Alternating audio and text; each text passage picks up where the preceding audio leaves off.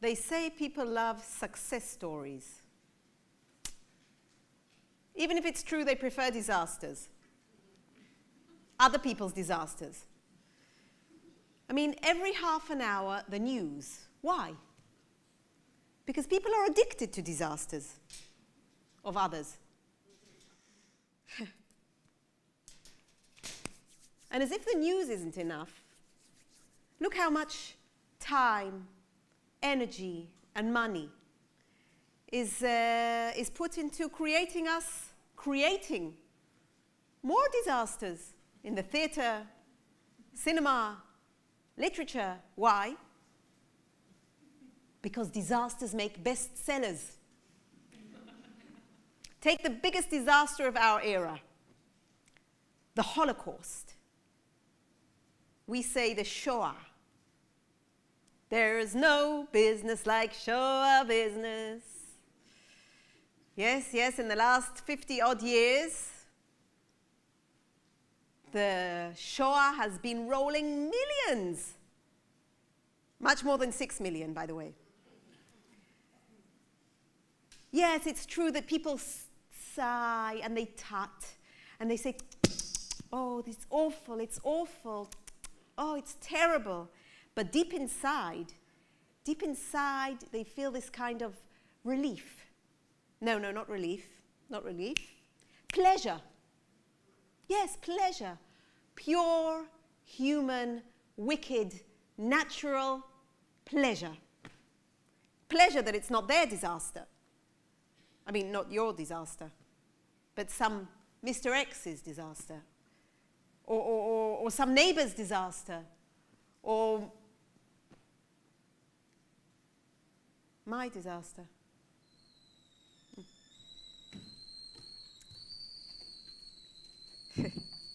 My disaster began long before I was born, by mistake. My mother, may her soul rest in peace, went to the trouble of telling me from a very young age, who even thought that I could get pregnant after everything I went through over there? So you must have been really happy, Mum. I was horrified. It was already the end of the war. They held us in some transit camp, ich weiß. This is where I met your father. Both of us, we knew that we had left nobody from before the war. Nobody. So we stuck to each other like bandages to cover the wound. This is how I got pregnant. 4 years in Auschwitz, I never got my period. The body, it knows how to keep its blood to itself. All of a sudden, pregnant.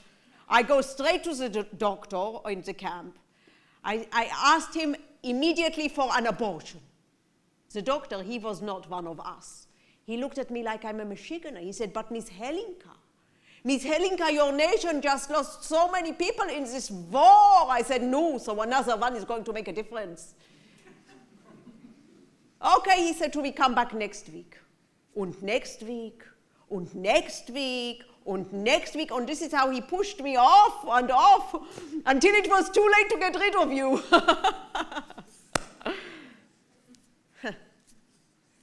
Yes, for 45 years, nobody's been able to get rid of me. But that's it. Enough. Enough. I am not going to be anyone's disaster anymore. Finished.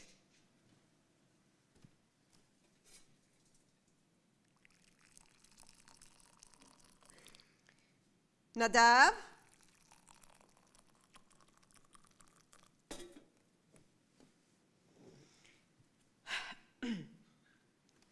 Nadavi, I made us coffee. We need to talk. Oh, I forgot to put sugar in yours. I'm sorry. I'm just so used to drinking without. I remember precisely. 1 teaspoon. Flat. Flat.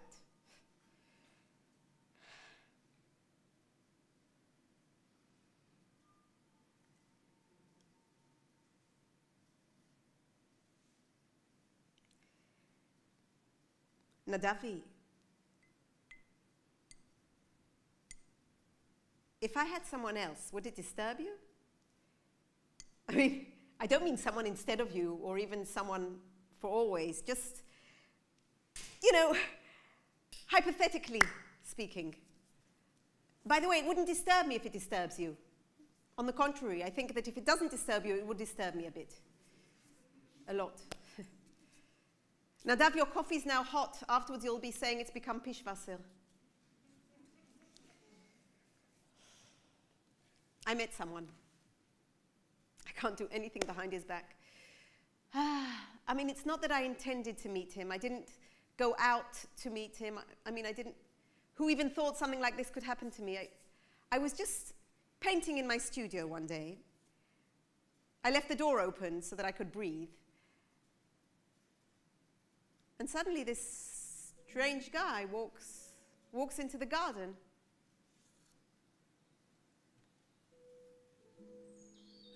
He walked right in, went straight to the peach tree, and picked one without even asking permission. I mean, he picked it, wiped it, bit it, chewed it, and spat out the pip. Hey, what are you doing in my garden, and who gave you permission to steal my fruit?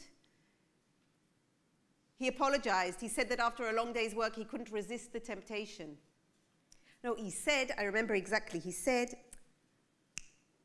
that the tree simply called him.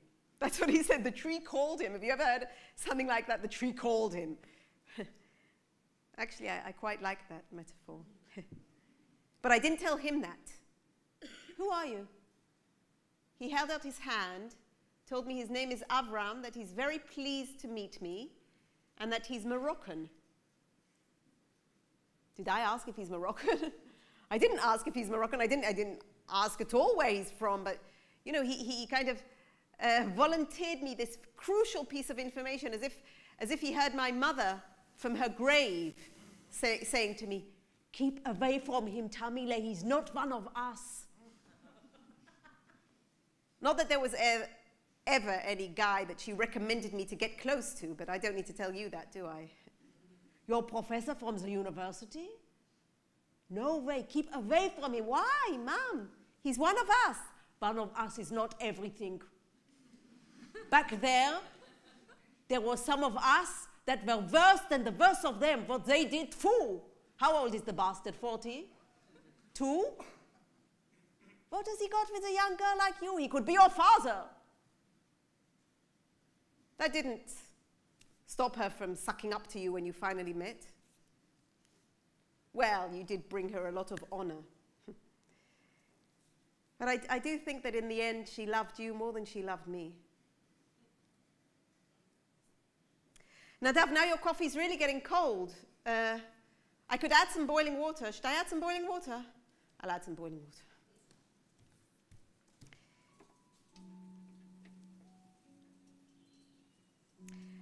You know, I tried to get rid of him. I told him he could take as many peaches as he wanted and just, you know, leave. I'm anyway not allowed more than 2 or 3 of those a day because of my sugar. The strange thing is, when I gave him permission, he suddenly didn't want. He told me that he'd be working in this area again next Tuesday, and that then he would come and take some, if I agreed. Chutzpah, no? I didn't agree. I didn't disagree. I didn't anything. I just waited and counted the minutes till the next Tuesday.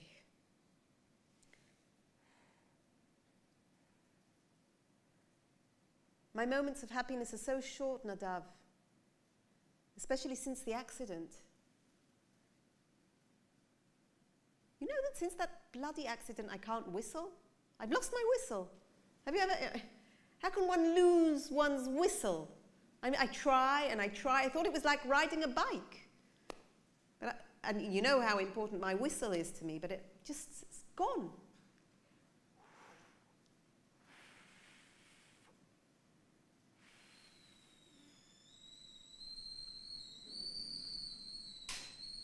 The kettle, yes, and me, no.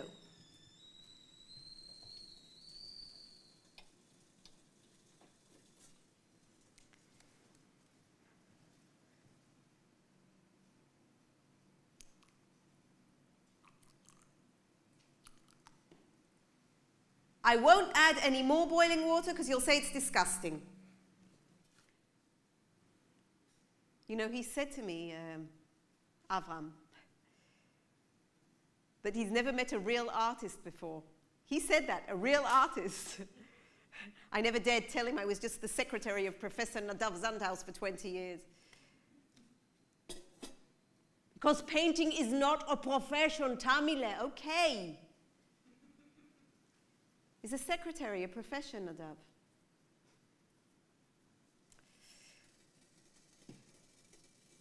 He also said to me, Avram,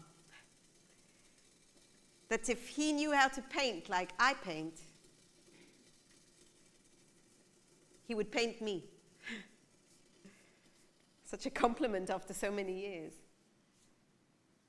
I think I've never either met a man like him, someone who just takes without permission. But I didn't tell him that. I invited him in to see the paintings.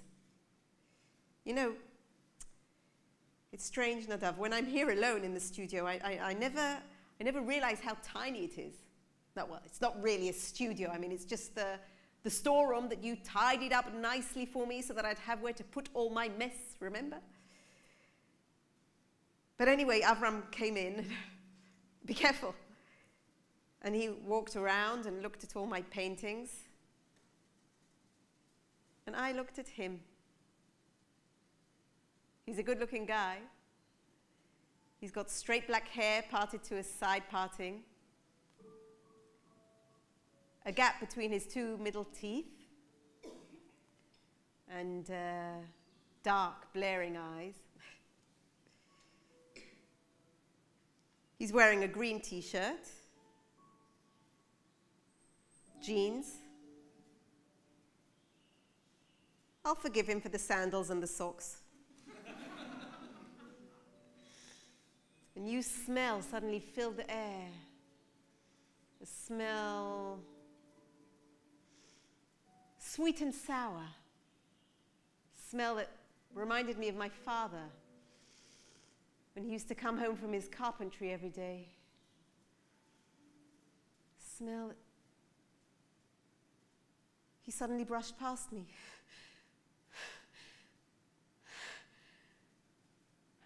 Not on purpose, but I couldn't move.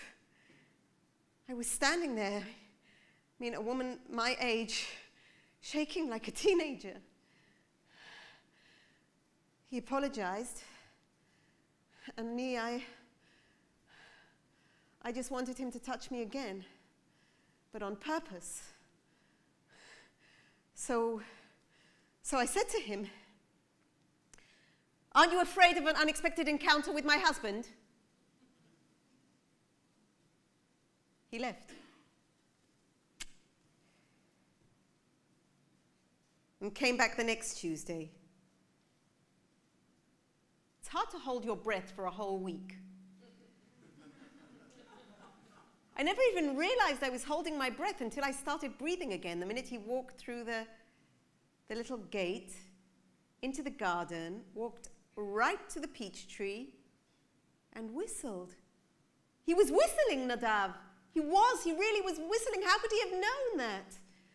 And after the peach tree, he went to the poor pecan tree nearby. He touched the dry ground and the trunk and the branches. There were no leaves.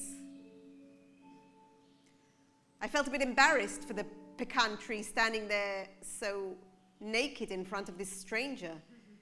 So I went out to him. Oh, I should have chopped down that tree long ago. It's been standing like that for over 2 years. He turned to me as if I just suggested executing someone. To chop down the pecan tree? Why? The tree is still young. It can still blossom. Oh. I don't know whether I imagined it, but the tree suddenly seemed to grow a bit taller. If you permit me. Yeah, of course. Do you get it, Nadav? I mean, this Avram, it turns out that he's a gardener. And he can tend to our garden. I mean, it's amazing, no? How much do you take? Did you hear me speak about money? You think I came to do here business with you? This country is no business. This country is a matter of life and death. If I don't help this country, I will be breaking my gardener's oath. What? I laughed, and he smiled back warmly. But there was something more in his smile, and I suddenly felt as naked as the pecan. I knew that the right thing to do right now was to thank him politely and ask him to please leave. Would you like some coffee?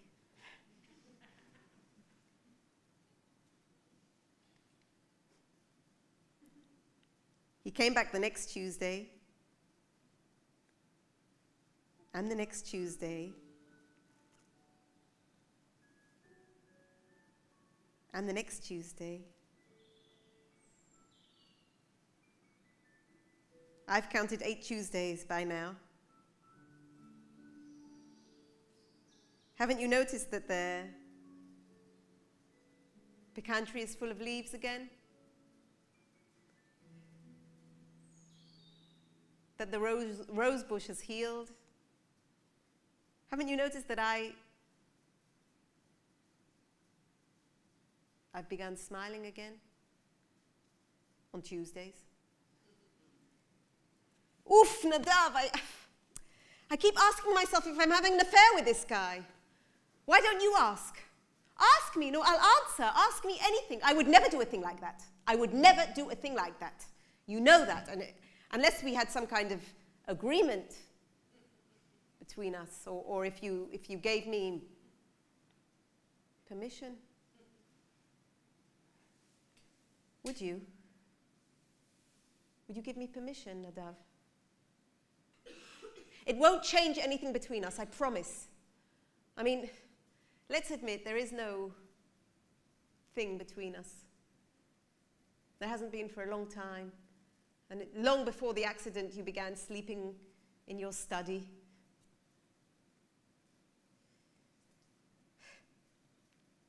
Look, I don't want to betray you. And I don't want to lie to you. But the last 2 meetings with Avram, I've just been fighting myself to resist him, to put him off. When what I really want is to let go. To be free. I want to prove to you that I know how to love. You told me in the first year of our marriage, you told me that I don't know how to love, only how to please.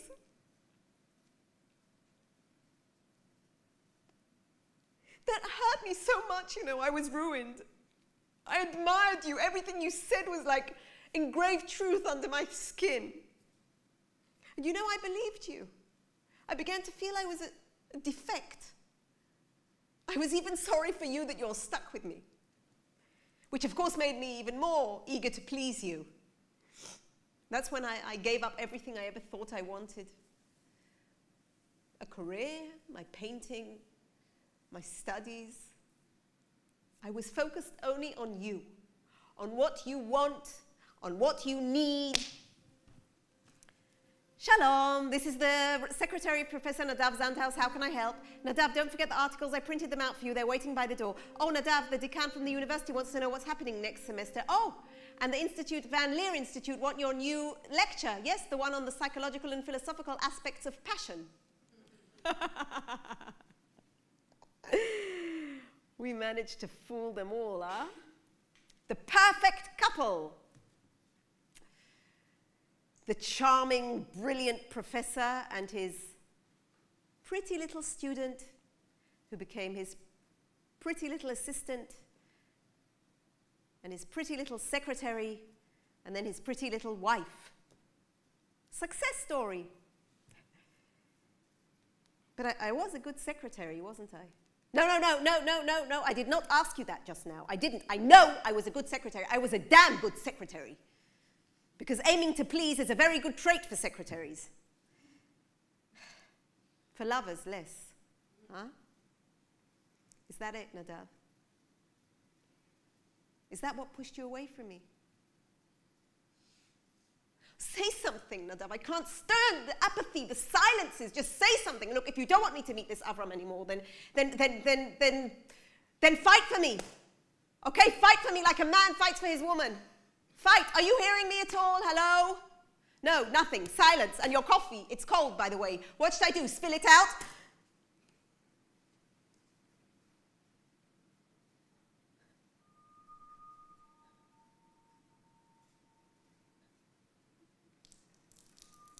You know why I married you, Nadav.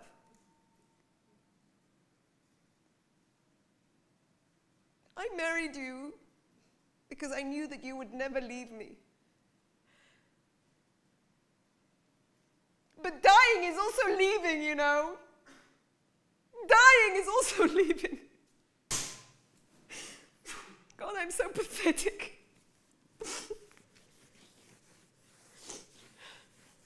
Making coffee for a corpse.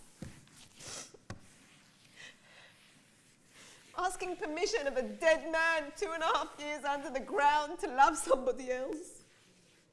Why? Why am I like that?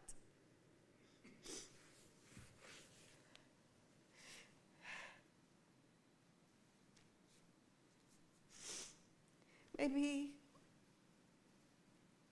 it's because the opposite of love, the opposite of death, I mean, isn't life.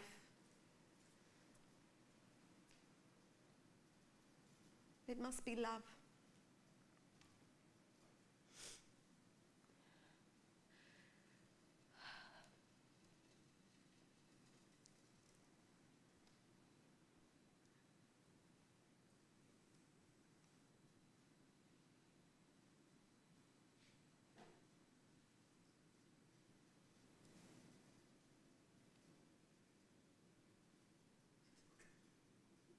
Where do you think you are going?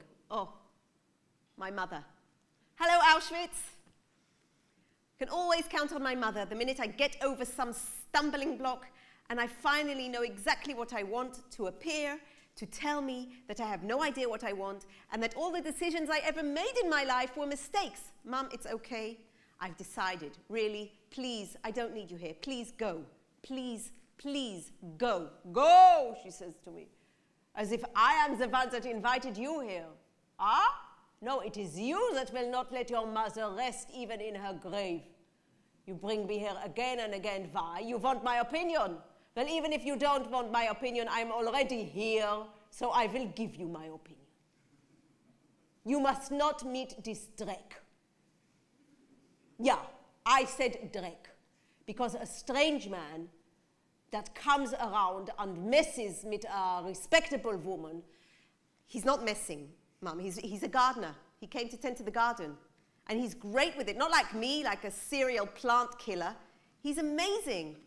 He even speaks to the flowers and the trees. Och, Tamile.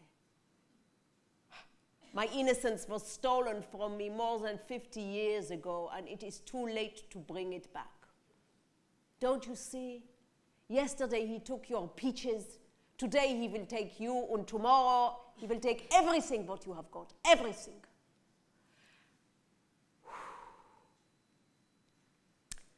What do you think of the dress? It's nice, no? The dress? You want to know what I think of the dress? You know that over there I did not have a dress what to wear? Mom, I did not, I had my only shirt. I tried to clean it in a saucepan with boiling water. It was so filthy, it fell apart. I had to pick up my skirt up till my neck and tie under my neck with a string. Until one day they took us outside of the camps. And there, by miracle, we were schlepping heavy cables. I found a cement sack. Empty cement sack. When nobody was looking, I stole this cement sack. I made holes, 1 for my head, 2 for my arms, and this is what I wore.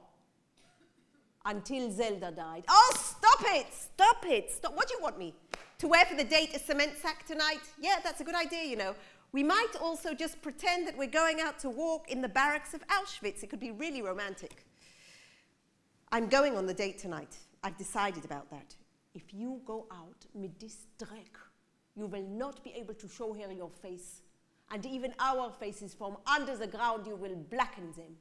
Tamile, Tamile, where is your self-respect, your honor, your pride? My what? My pride? I don't think I have any of that. No. Honor, pride. Your honor, yes, definitely. Nadav's honor, of course. But me, I don't think, no. You know, even if I do have a little bit of honor, respect, pride, I'm willing to sell it for a slice of happiness, huh? So please, excuse me, I'm taking a shower. I have a date tonight.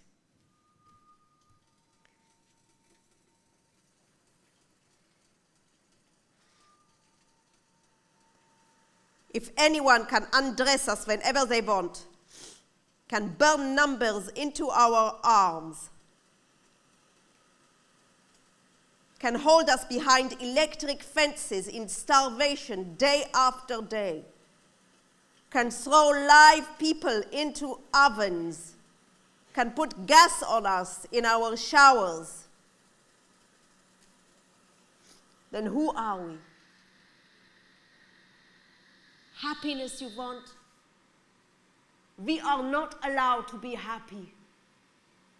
The minute they see that we are happy, they put a curse on us. Stop it! Stop it! Stop it! Stop it, Mom! I can't hear these stories anymore. I can't! No, the contrary. You want to hear them again and again and again. You bring me from my grave to remind you. No, no, no, I want to forget, Mom. I want to forget. I want to live. Live? You are asking permission of me to live. Who am I to give permission to live, to not give permission to live? I remember very well how they brought us all women to the selection point. Left to the death and right to labor. And me, they sent left to death. Me and my mother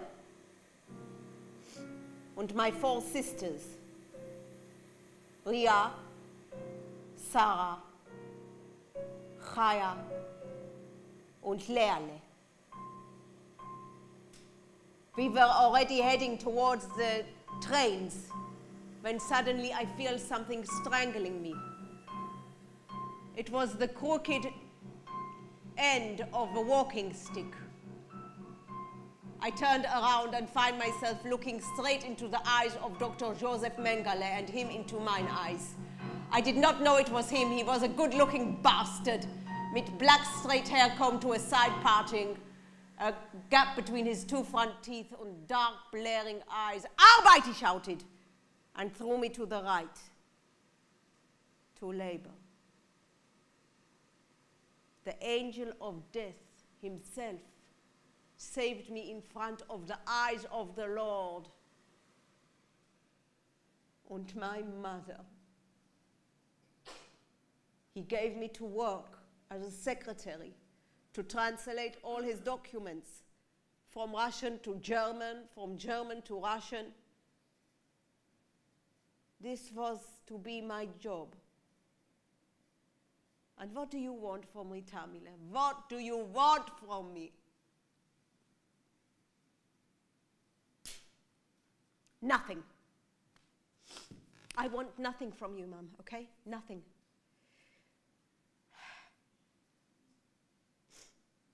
Unless maybe, you know, you could tell me once more a story, like the stories you used to tell me before we went to sleep, before I went to sleep, so I wouldn't be scared. Like the story of the young mother that came to Dr. Mengele and said to him, Dr. Mengele, Is it true what they say, that you burn children, and where is my son? And Dr. Mengele smiled and said, your son is playing with all the other children in the park. And she said, really? Thank you. Thank you so much, Dr. Mengele. You really calmed me. And the minute she turned around, he shot her in the neck. But she didn't die, so he ordered the uniforms and the boots to throw her into the ovens. But there were happy stories as well, weren't there, Mum? There were happy stories, a happy story. Tell me a happy story, like the pregnant woman that came to the barracks, and when Dr. Mengele found out, he marked her stomach and told the uniforms and the boots that they must look after her. And they did. For days and weeks and months, they gave her food. They gave her blankets.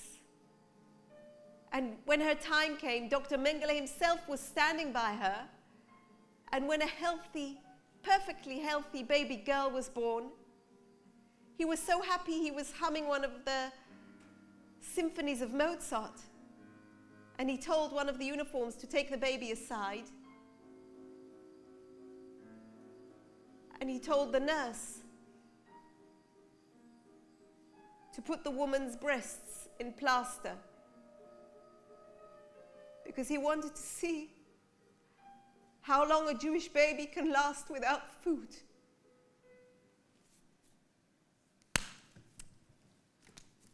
Okay, so you're right, okay? You're right, I don't need to meet him. I won't meet Avram. I won't meet anyone.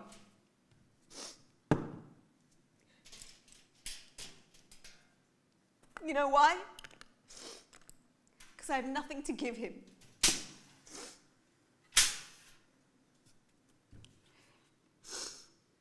All I have is a huge black hole here that will swallow anyone who tries to come close.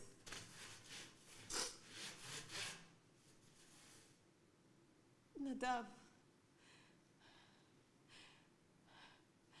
I'm sorry. If the distance that you took from me was in self-defense, then I didn't realize it. You were scared to fall into my black hole. Do you think our children as well? I wanted to give you a baby. I did so want to give you a baby. But they all fell through the pit of my stomach, you know. Never lasted more than 2 months. 3 miscarriages. And no doctor could tell me what the problem was. But I told you exactly what is the problem. Mom, it doesn't make sense though. Ah, but Hitler, he makes sense, yeah? And Mengele, he makes lots of sense. And even my pregnancy, after everything what they did to me there, it makes a lot of sense. To you? What did they do to you? I thought you just documented what he did to others. Yeah, until one day, when I tried to steal insulin for Zelda. I was the only one that could get near to the medicines, but I was caught. And what did they do to you? What did he do to you? You said you do not want to hear any more stories. Yes, but I must know why I cannot get pregnant, Mum.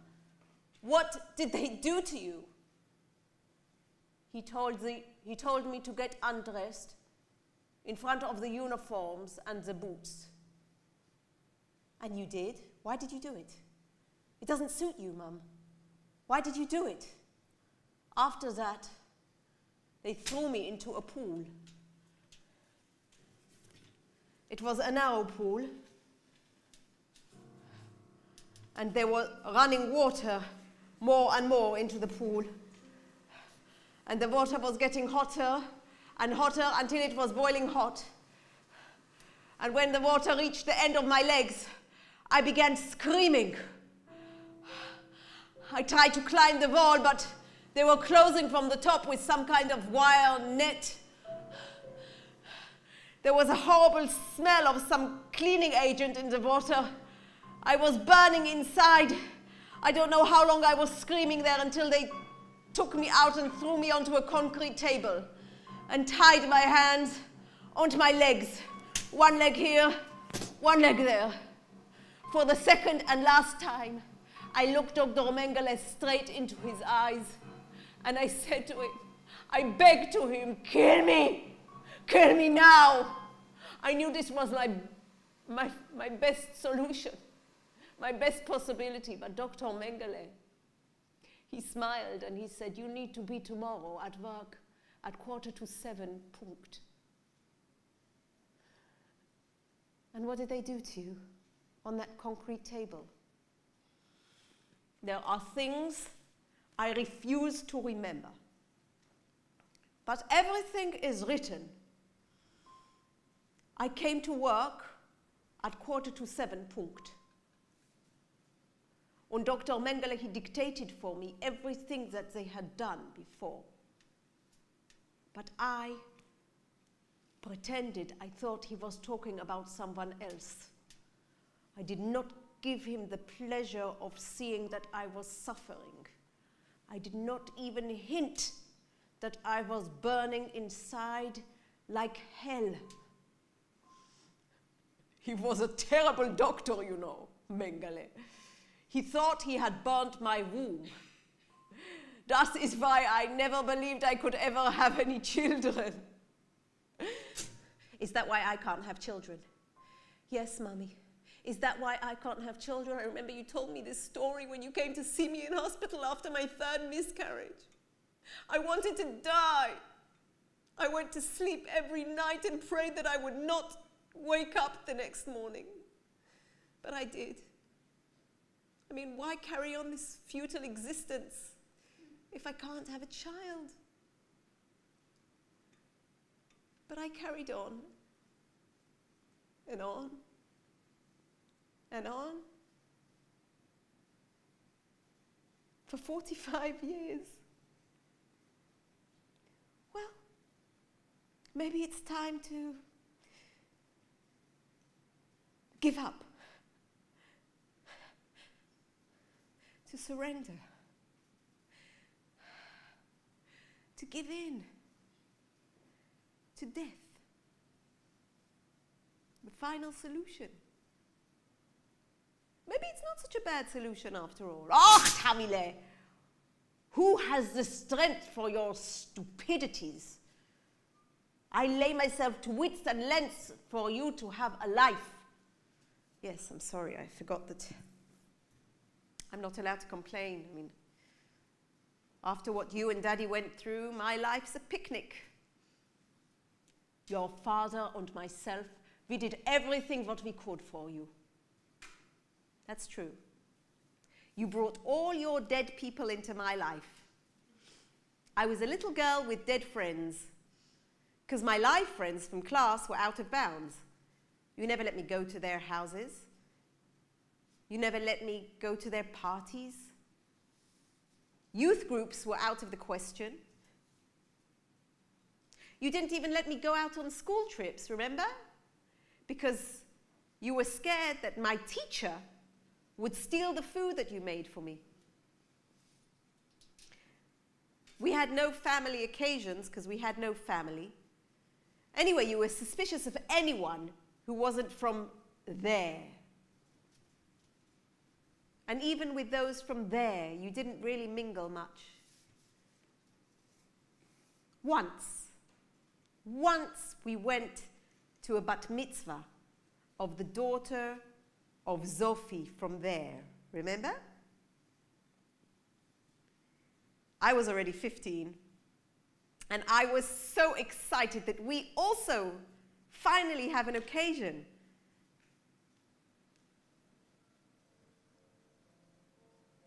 You bought me a dress, especially for the occasion. And you put makeup on, Mommy. You're beautiful.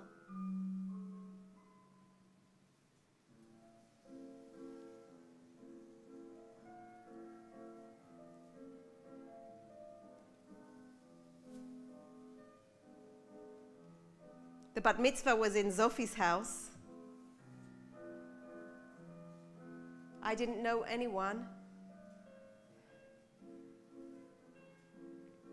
There was a large piano in the middle of the lounge.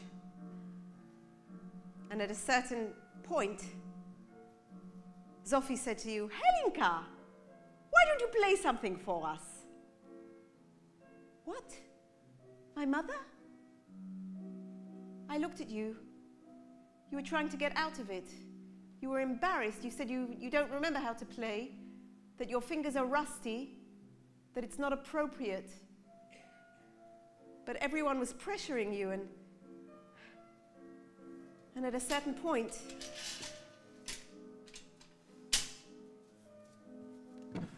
you went up to the piano, stretched out your arms, and played.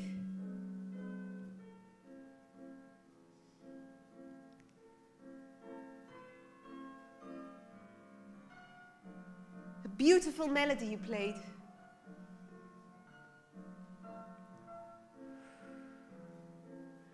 Everyone clapped for you.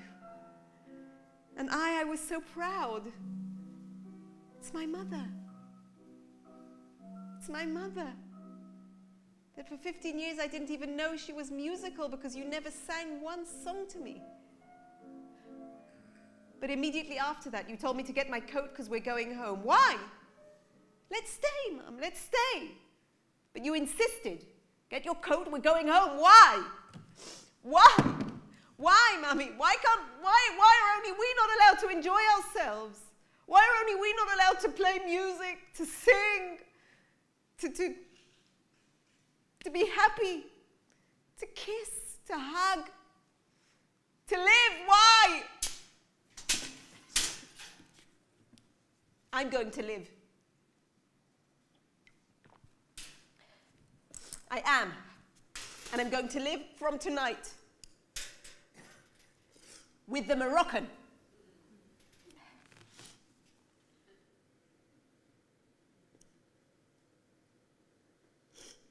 If only I'd have had a brother or a sister. Remember how much I used to nag you? When will I have a brother or a sister? When will I have a brother or a sister? I am not making the same mistake twice. So a dog then, buy me a dog. Buy me a cat. Buy me a chick. A chick? Yes, a chick, Mom, buy me a chick, like a bulldozer in my head. Hitler didn't finish me, you want to?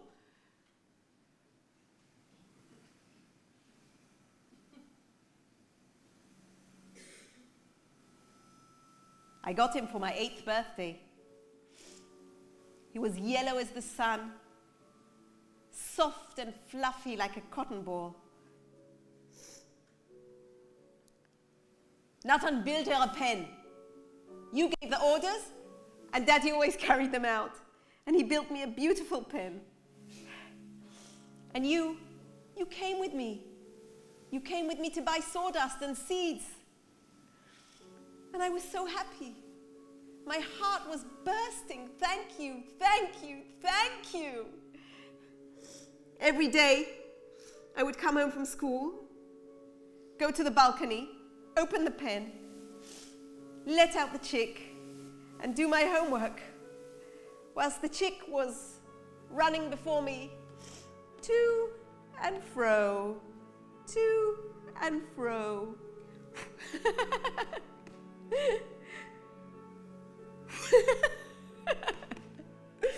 Mommy, you must see him, he's so cute. Das ist cute. Das ist Quetsch. He's skin and bones. Doesn't eat anything probably, only makes a mess, like you. Why did I need this in my house? Why do I need animals in my house? Only illnesses it will bring. But you need to give it porridge and bread, not this dreck. Otherwise it won't survive. He will survive. I I turned the chick's head towards the seeds, but he locked his beak. So I took the chick out of the pen with the water and the seeds, and I pushed the chick's head into the seeds. Eat! Eat, you hear me? Only those who eat survive. And then I took his head and put it into the bowl of water. Eat and drink and survive. You hear me, little chick? Only those who eat survive. Eat, drink, survive. Good boy. Good boy. Good boy. And then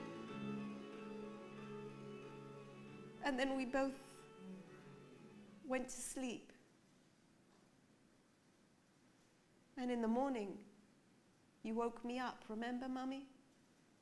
Clever girl, your chick is dead. I told you, what did you think it was, a toy?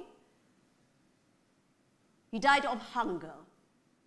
Now, never mind. Get up, get dressed, and go and eat something. I bought you fresh rolls with cottage cheese.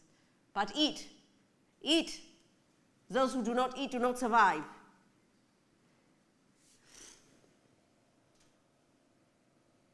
I couldn't eat anything.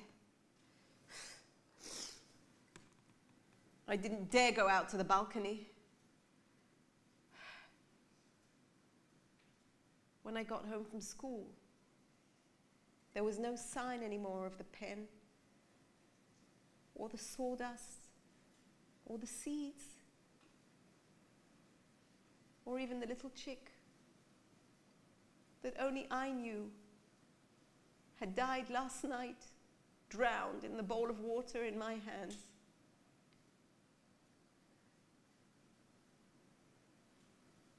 I wanted you to tell me that everything's okay, but you just looked at me, at your murderous daughter. Daddy didn't even look at me. I knew that it was him who had probably cleared out the balcony. That was his job there too, right? Are you here too, Daddy? You never told me, but Mummy told me that you worked for the Sonderkommando in the war. That it was your duty to clear the bodies from the gas chambers to the ovens. From the gas chamber to the ovens. And that every day you used to thank God that you did not find there your wife, the one that you were married to before the war, and your daughter, the one that you had before the war. Until one day, you came out of the gas chambers, holding your little girl. She was maybe 4 or 5. You were not allowed to show any sign, any emotion, any hint that you know her would have been fatal. You couldn't even hesitate to kiss her goodbye. You just had to bring her to the ovens and leave her there. And me? I was jealous. How stupid is that? How stupid, how sick to be jealous of a child that lived such a short life and died such a horrible death. But I was jealous, Daddy, I was. I still am jealous. Because when she died, she took all your love with her. I had no chance. Are you here too, little chick?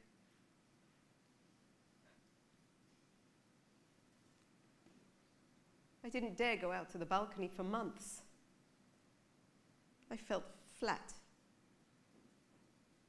Are you here? I'm sorry.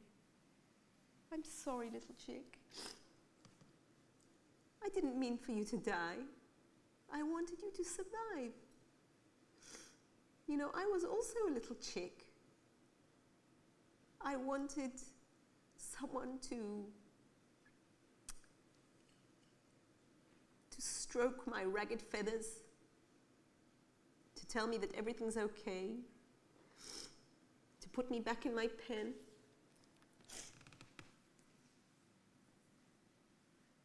But they just stood there, sat there, in silence. And I couldn't hear this silence anymore. I couldn't stand the silence. So I whistled.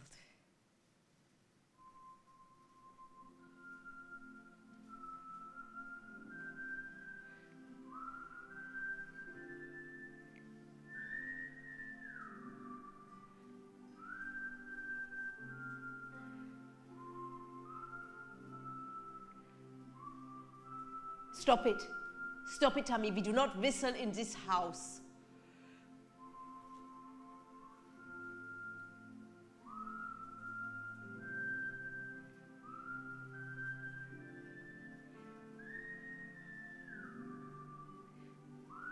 Stop it, I said, Tamile.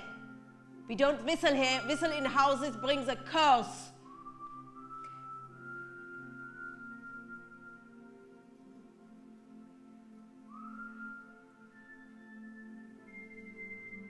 I couldn't hit you back. I couldn't shout at you. I couldn't complain or even cry, but I could whistle.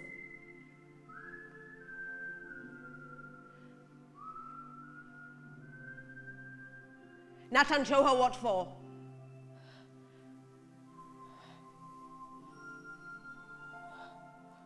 And you showed me what for, Daddy. You showed me what for until Mummy calmed down. And then you sent me to my room. And you know what I did there? I whistled. And I whistled. And I whistled. And if you see a whistle roaming round the streets alone, you need to know it's mine. It's my whistle and I need it back. I need it back. I lost it over 2 years ago somewhere in the north or in some accident. You know, my legs were injured, my ribs were injured, but what's that got to do with a whistle? I need that whistle. That's why when Avram was whistling, it was a sign for me. Oh my God, Avram, oh my God, oh my God, oh my God, I'm not ready. I haven't showered or anything. He's going to be here any minute. Okay, I'll just get dressed.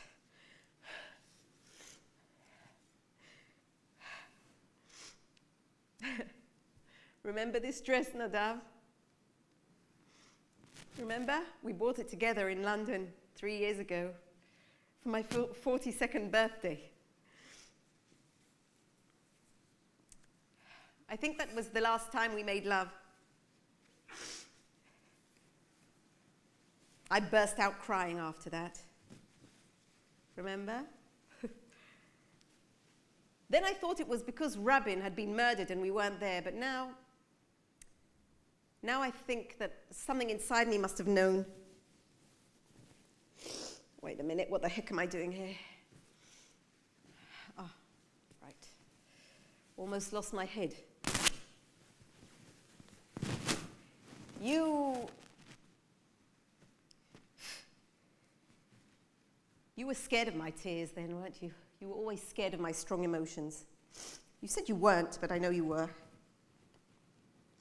I was also angry with you, you're right. I was angry that you kept me in constant neediness. That you tried to tame me. To make do with the miserly crumbs of love that you threw to my feet. You know, I think I remember a bit of the conversation we had before the accident. Was it an accident, Nadav? Was it an accident? On the news, they said it was an accident. They said on Highway 70 in the north, a driver lost control of his car and died on the spot. His wife, who was sitting in the seat beside him, suffers from minor injuries. But was it an accident? We were on our way up north. There was some kind of weekend that was a bonus for the senior lecturers. Classical music was on the radio. Always when you drove, there was classical music on the radio. And I was quite excited. We hadn't been anywhere for overnight in quite a while. Since London, actually. And I placed a light hand on your thigh. And I felt how your muscles got tense immediately. So I stroked you gently, really gently.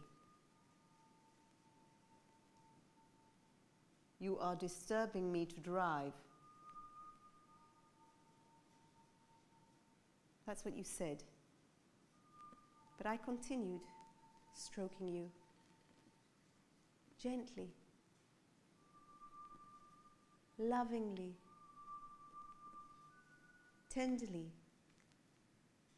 And then your hands got tight on the steering wheel. You looked straight ahead. And that's when you informed me. I have no need for this kind of intimacy anymore. Oh my God, how did I forget that? That's exactly what you said. Have no need for this kind of intimacy anymore. Like a sterile manner of speech, like you. Oh God. It took me a moment to realize what you're saying. You know, all my existential experience of rejection were condensed into that moment. And then, I remember, then I told you that if I would have known then in London that it was to be our last time, I wouldn't have burst out crying, no. I would have taken a knife and stabbed first you and then me. And you said nothing, of course, your silence, your famous silence, as if I'm air. Stop the car. Stop the car.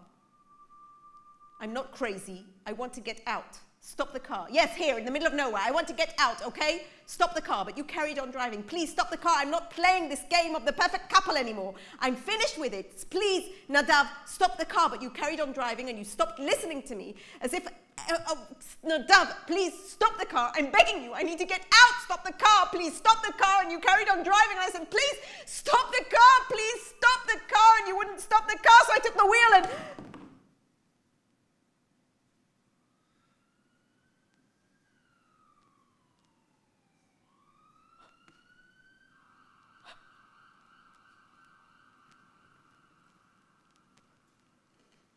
Sorry, Nadav. I didn't mean to.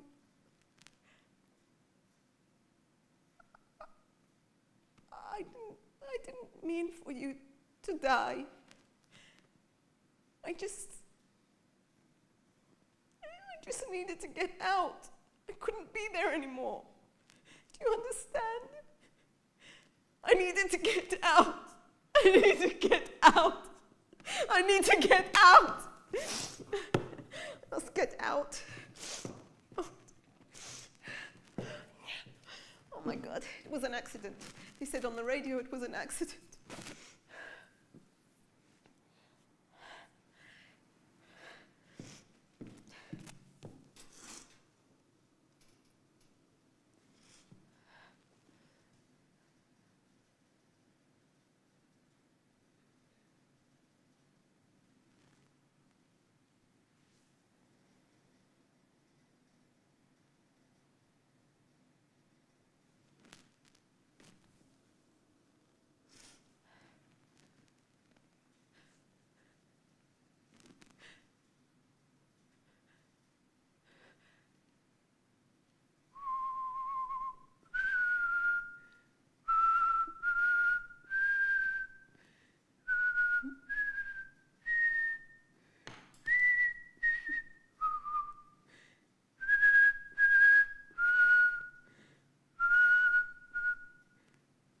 Why are you looking at me like that? Stop it. I'm not a murderer, you know. I'm not a murderer. Stop it.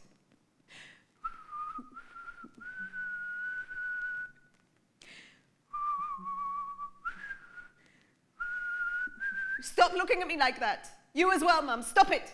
Don't look at me. Don't talk to me. I don't want to hear you. I don't want to hear you. I'm laying you down to eternal rest. You, all of you dead people, go back to dust and let me live.